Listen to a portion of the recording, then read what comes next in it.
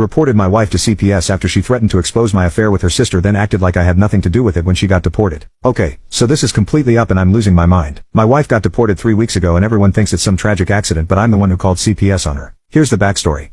Update 2. Some of you are asking about the miscarriage. And yeah, that part haunts me. But she was drinking heavily during those 2 weeks before the arrest. Even if she knew she was pregnant, she was still getting wasted every night. So maybe the stress didn't cause it. I keep going back and forth on this. Part of me feels terrible, but part of me thinks she brought this on herself. Anyway, there's more to update you on because this situation is far from over. Her family back home has been calling me non-stop. Okay, Reddit. Things have gotten so much worse since my last update. I thought the deportation was the end of it, but apparently this nightmare is just getting started. Her family back home has been blowing up my phone for 2 weeks straight. Her mother called me at 3 a.m. last night screaming in broken English about how I abandoned her daughter. Apparently my wife told them some sob story about how immigration randomly targeted her and I just stood by and watched. But that's not even the worst part. Her sister came by the house yesterday and completely lost it on me. She knows I was the one who called immigration. She may have been a threat to you, but she didn't deserve this. She screamed. And the baby? Oh God, the baby. Do you realize what you've done? Turns out her sister was the one who drove my wife to the clinic after the miscarriage. She had to see everything. Said my wife was hemorrhaging and alone because I refused to visit her in detention. She kept asking for you, her sister said.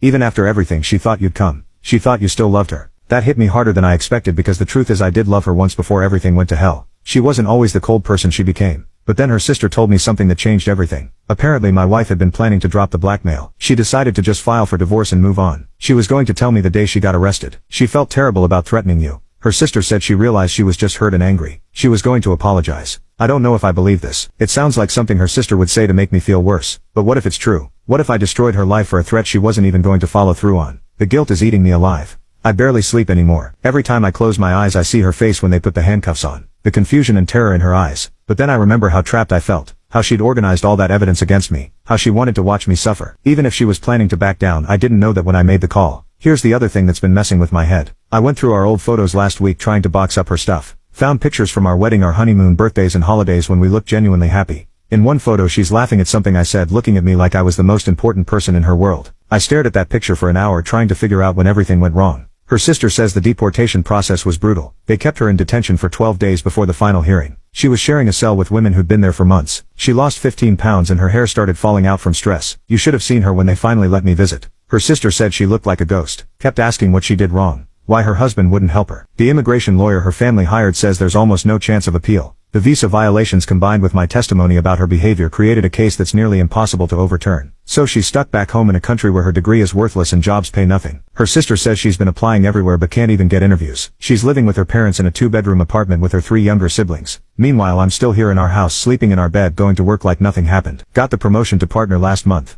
Everything I wanted is falling into place while her life is completely destroyed. The worst part, sometimes I catch myself feeling relieved like this huge weight has been lifted off my shoulders. No more walking on eggshells. No more threats hanging over my head. I have my life back. But then I think about the pregnancy and I feel sick. That was my child too.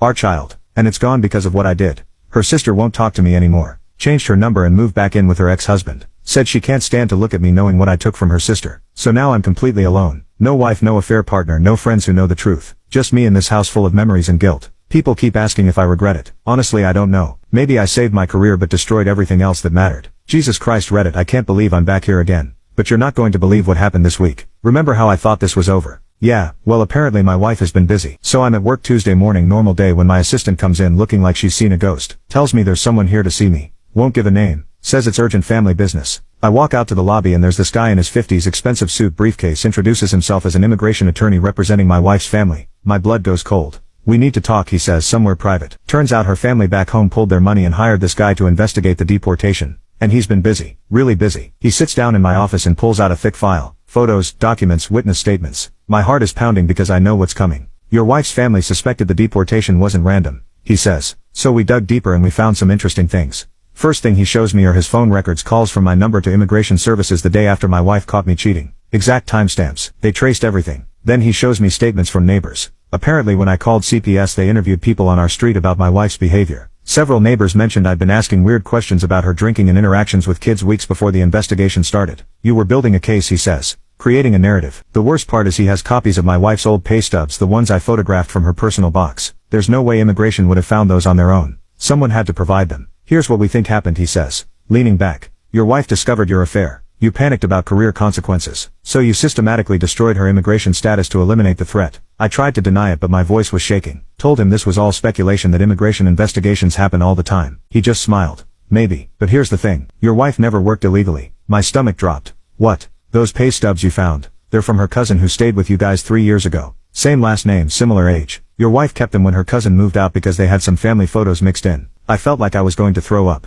That's impossible. We have employment records. Your wife never worked under the table. Never violated her visa terms. The entire deportation was based on false information that you provided. Now you can watch the third part by pressing share and more.